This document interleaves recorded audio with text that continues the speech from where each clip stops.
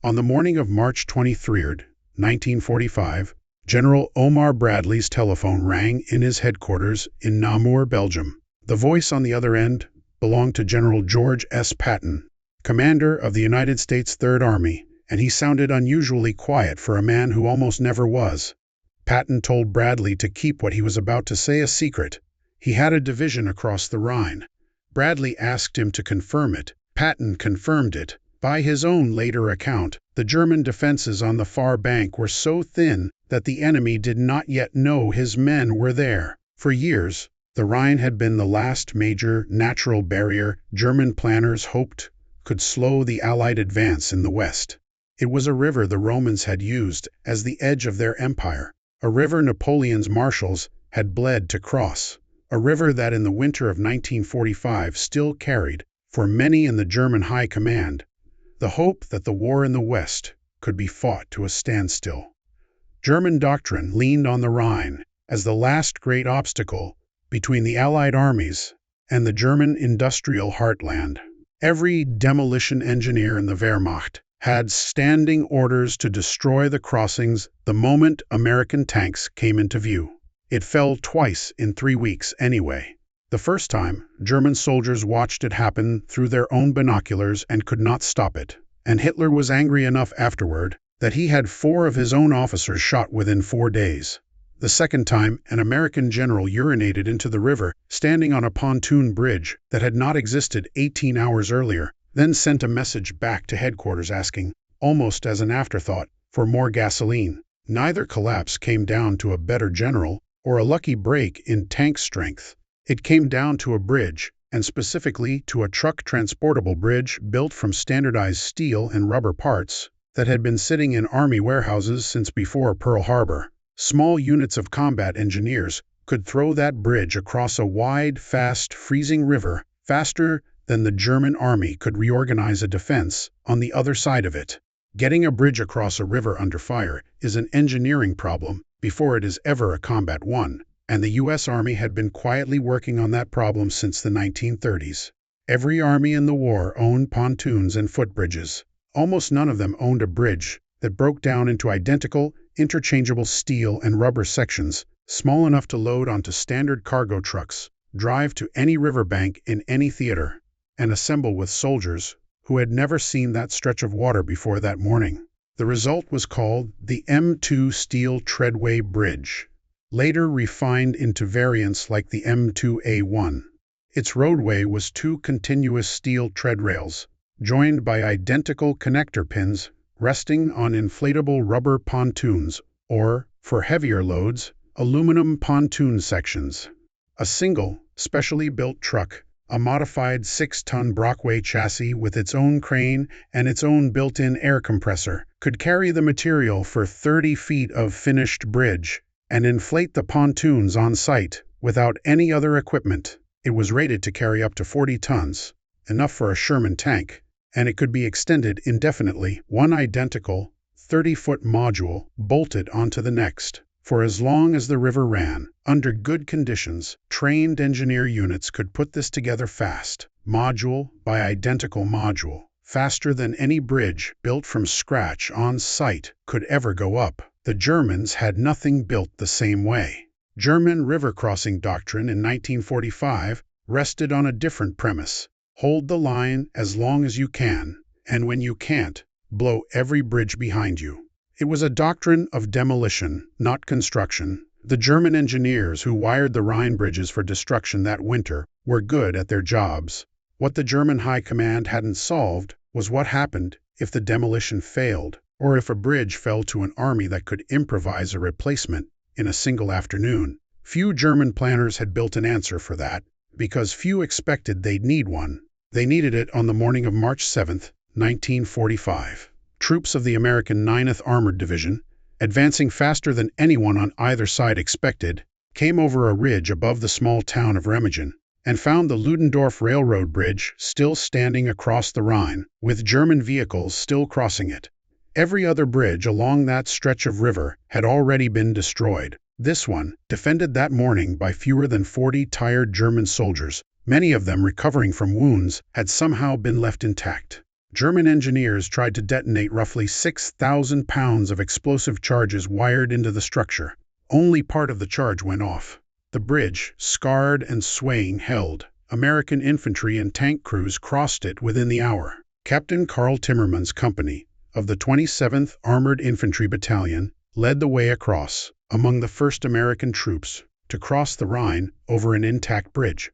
Engineers of the 9th Armored Engineer Battalion followed right behind the infantry, cutting wires and pulling the remaining demolition charges under fire before they could be triggered by hand. Within days, that same engineer battalion had nailed a hand-painted sign to one of the bridge's stone towers, announcing in the plain language of soldiers, rather than headquarters, that the 9th Armored Division had gotten troops across the Rhine with dry feet. The bridge itself didn't last. 10 days of German air raids, artillery fire, and floating mines, on top of the original demolition damage, finally brought the Ludendorff Bridge down into the river at 3 in the afternoon on March 17th, killing more than 24 American engineers still working on it, and wounding dozens more. By then, it didn't matter. American combat engineers, using the same standardized Treadway and pontoon equipment developed and stockpiled years earlier, had already built additional crossings alongside the original bridge. More than 125,000 American troops crossed into the Remagen bridgehead in the 10 days before the old railroad bridge finally gave out. Berlin's reaction wasn't resignation. It was fury, aimed at finding someone to blame. Hitler removed the German commander in the west within days of the crossing. He then summoned a general named Rudolf Hübner and put him in personal charge of a mobile court-martial with its own attached firing squad, sent west with orders to try the officers responsible for failing to destroy the bridge. Hübner had no legal training. Within 4 days of the crossing, his court had tried and executed 4 German officers, including the major who had commanded the bridge's defense on the morning it was captured. Their families' military pensions were revoked as part of the sentence. A German field marshal, describing the episode afterward, called it simply the crime of Remagen. It was one of the only known instances in the entire European war of Hitler ordering his own officers shot over the loss of a single piece of infrastructure, which says something about how much weight German strategy had put on that river holding. 3 weeks later, 100 miles south, George Patton's Third Army did essentially the same thing again, deliberately and at much larger scale, with no lucky intact bridge to help this time. On the night of March 22, 1945, the 11th Infantry Regiment of the 5th Infantry Division paddled roughly 500 assault boats across the Rhine near the town of Oppenheim. There was no preparatory artillery barrage, no bombing run, no smoke screen, because Patton wanted the crossing quiet enough that the Germans on the far bank wouldn't know it was happening until it was over. It worked. Several German defenders on the east bank surrendered immediately, apparently unaware an American division was crossing the river until American soldiers were already standing in front of them. The assault crossing cost the 5th Infantry Division roughly 20 casualties. Then the engineers went to work. The 249th Engineer Combat Battalion started building a full-length floating bridge across the Rhine at Oppenheim that same night, using the same standardized Treadway and pontoon components that had gone into every American river crossing since Normandy. They finished a bridge more than 1,200 feet long in 18 hours. Patton walked across it the following day. Partway across, he stopped, unbuttoned his trousers, and urinated into the river in front of an army photographer, something he later wrote he'd been looking forward to for a long time. That evening, he sent a message to Eisenhower's headquarters mentioning, almost in passing, that he'd relieved himself in the Rhine, and asking for more fuel to keep the advance moving. A few days after that, on the night of March 23rd, a separate crossing north of Wessel showed just how far the standardized system could be pushed under time pressure. Engineers of the 17th Armored Engineer Battalion started building a floating Treadway bridge at 9:45 in the morning, using more than 1,100 feet of steel Treadway and 93 inflatable pontoons hauled in by a convoy of 24 Army cargo trucks. They had the first vehicle crossing by 4 that same afternoon, 6 hours and 15 minutes, start to finish, for a bridge capable of carrying medium tanks across one of the widest river obstacles in Europe. The army counted it as a record for a Treadway bridge of that size, built by soldiers using parts identical, piece for piece, to the ones going up the same week 80 miles away at Oppenheim and Remagen. Within roughly 2 weeks of the first crossings, more than 60,000 American military vehicles had crossed the Rhine on bridges the Corps of Engineers had built from a stockpiled, standardized parts system. German prisoners marched west across those same bridges in the other direction, past columns of American supply trucks moving the opposite way. On a river the German High Command had spent the winter hoping couldn't be crossed this fast. Almost none of the men who actually built those bridges are famous.